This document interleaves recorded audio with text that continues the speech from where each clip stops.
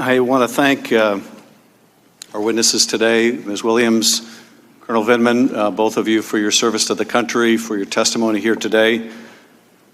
And I just want to address briefly some of the evidence you presented, as well as others thus far in the impeachment inquiry.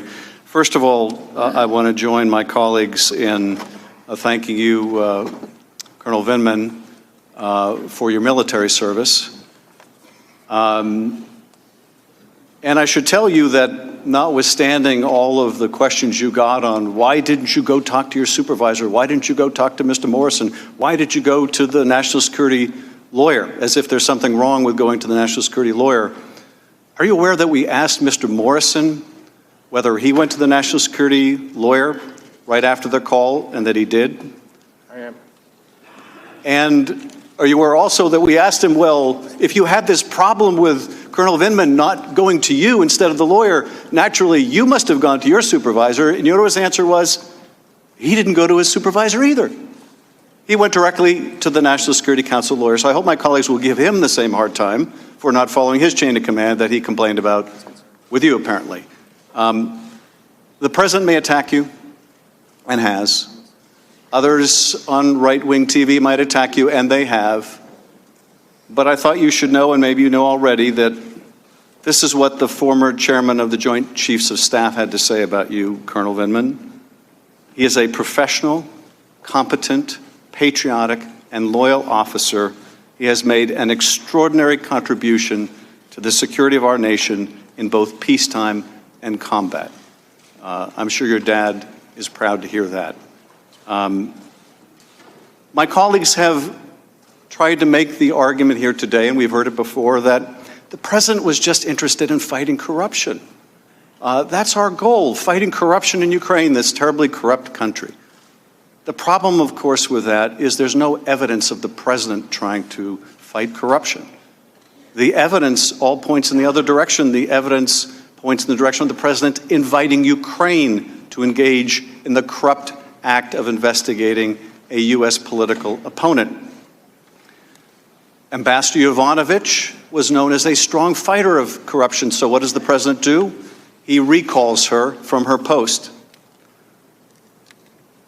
Ambassador Yovanovitch, in fact, was at a meeting celebrating other anti-corruption fighters, including a woman who had acid thrown in her face on the day she was told to get on the next plane back to Washington.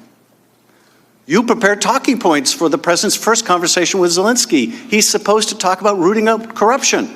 If this president had such a deep interest in rooting out corruption in Ukraine, surely he would have brought it up on the call, but of course we now know that he did not.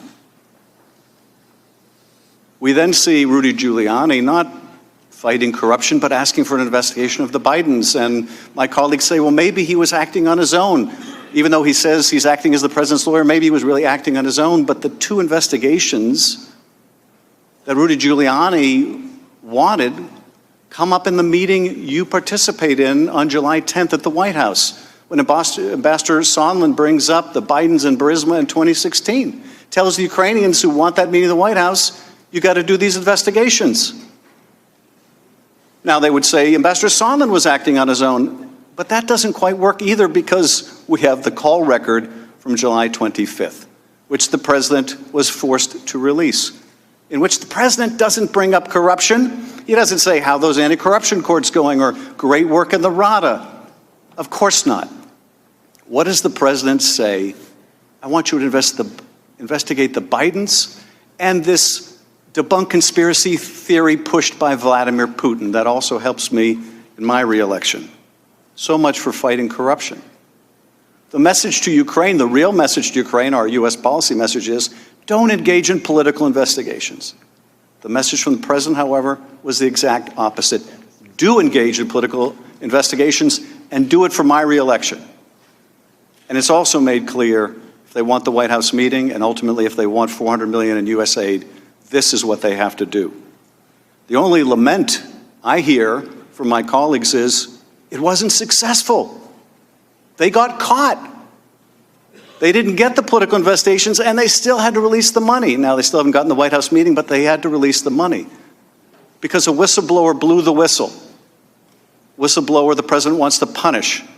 And because Congress announced it was doing investigations, and very soon thereafter, the president was forced to lift the hold on the aid. They argue, well, this makes it okay that it was a failed effort to bribe Ukraine, a failed effort to extort Ukraine. That doesn't make it better. It's no less odious because it was discovered and it was stopped. And we have courageous people like yourself who come forward, who report things, who do what they should do, who have a sense, as you put it, Colonel, of duty. Of duty. Not to the person of the president, but to the presidency and to the country. And we thank you for that. At the end of the day, I think this all comes back to something we heard from another career Foreign Service officer just last Friday in a conversation he overheard with the president in a restaurant in Ukraine, in which the president, not Rudy Giuliani, not anyone else, the president of the United States wanted to know, are they going to do the investigations? This is the day after that July 25th call. Are they going to do the investigations? And he's assured by Ambassador Sondland they're going to do it. And what does Sondland relate to this Foreign Service officer after he hangs up that call? The president doesn't give an expletive about Ukraine. He only cares about the big things that help his personal interests. That's all you need to know. And it isn't just about Ukraine, of course. Ukraine is fighting our fight against the Russians, against their expansionism. That's our fight too. That's our fight too. At least we thought so on a bipartisan basis. That's our fight too. That's why we support Ukraine with the military aid that we have. Well, the president may not care about it, but we do. We care about our defense. We care about the defense of our allies. And we darn well care about our Constitution. We are adjourned. Hey, NBC News viewers, thanks for checking out our YouTube channel. Subscribe by clicking on that button down here and click on any of the videos over here to watch the latest interviews, show highlights, and digital exclusives. Thanks for watching.